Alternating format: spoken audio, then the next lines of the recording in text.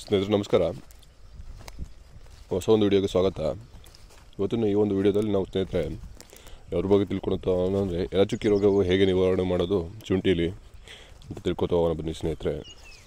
ಎಲೆಚುಕ್ಕಿ ರೋಗ ಬಂದುಬಿಟ್ಟು ಹವಾಮಾನ ವಿಕೋಪದಿಂದ ಮತ್ತು ಕ್ಲೈಮೇಟ್ ಕಂಡೀಷನ್ ಚೇಂಜಸ್ ಆಗಿರೋದ್ರಿಂದ ಈ ವರ್ಷ ಮತ್ತು ಹೋದ ವರ್ಷದಿಂದ ಶುಂಠಿಲಿ ಕಾಣಿಸ್ಕೊತಿದೆ.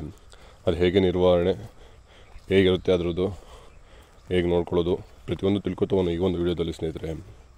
ಎಲೆಚುಕ್ಕಿ ರೋಗ ಬಂದುಬಿಟ್ಟು ಸ್ನೇಹಿತರೆ ನಿಮಗೆ ಏನಾಗುತ್ತೆ ಅಂದರೆ ನೋಡ್ಕೋಬೋದು. ಇಲ್ಲಿ ಈ ಥರ ಎಲೆ ಮೇಲೆ ಏನಾಗುತ್ತೆ ನಿಮಗೆ ಯೆಲ್ಲೋಯಿಶ್ ಅಥವಾ ಈ ಥರ ಸುಟ್ಟಂಗೆ ಕಲೆ ಬರುತ್ತೆ ಸ್ನೇಹಿತರೆ. ನಿಮಗೆ ಅದೇನಾಗುತ್ತೆ ಸ್ನೇಹಿತರೆ, ಅದಾದಮೇಲೆ ಗಿಡ ತನಕ ಹೋಗುತ್ತೆ.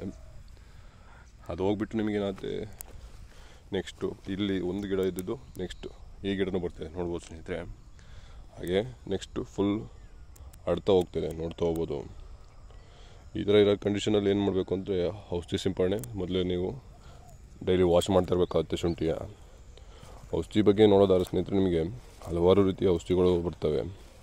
ಆದರೆ ನಾವು ರೆಕಮೆಂಡ್ ಮಾಡೋದು ನಟಿವೋ ಅಂತ ಒಂದು ಒಳ್ಳೆ ಗುಡ್ ಕಂಡೀಷನ್ ಆಗಿದೆ, ಚೆನ್ನಾಗಿದೆ, ಒಂದು ಅವಾಯ್ಡಿಂಗು ರೋಗ ನಿರೋಧಕ.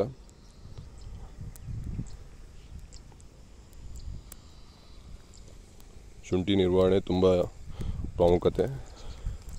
ಹಾಗೆ ನೀವು 10 ಡೇಸಿಗೆ ಅಥವಾ 15 ಡೇಸಿಗೆ ಒಂದು ಸತಿ ಔಷಧಿ ಸಿಂಪಡಣೆ ಮಾಡ್ತಾ ಇರಬೇಕಾಗುತ್ತೆ ಸ್ನೇಹಿತರೆ. ಏನಕ್ಕೆ ಅಂದರೆ ಈ ರೋಗ ಕಾಣಿಸ್ಕೊಂಡು ನೋಡ್ತಾ ಹೋಗ್ಬೋದು, ಅವಾಯ್ಡ್ ಆಗುತ್ತೆ, ಮತ್ತೇನಾಗುತ್ತೆ ಮತ್ತು ಹೊಸ ಕಾಂಡದಲ್ಲಿ ಕಾಣಿಸ್ಕೊ ಹೋಗುತ್ತೆ. ಈ ಥರ ಇರೋ ಕಂಡೀಷನಲ್ಲಿ ಏನು ಮಾಡಬೇಕಾಗುತ್ತೆ ಸ್ನೇಹಿತರೆ ಅಂದರೆ ನೀವು ಔಷಧಿ ಸಿಂಪಡಣೆ ತುಂಬ ಪ್ರಾಮುಖ್ಯತೆ ಹೊಂದಬೇಕಾಗುತ್ತೆ. ಹಾಗೆ ನೀರು ನಿಲ್ದೋಂಗೆ ನೋಡ್ತಾ ಹೋಗ್ಬೋದು, ಎಲ್ಲೂ ದೋಣಿಲಿ ನೀರು ನಿಲ್ದಂಗೆ ನೋಡ್ಕೊತಾ ಹೋಗ್ಬೇಕಾಗುತ್ತೆ. ಹಾಗೆ ಒಂದು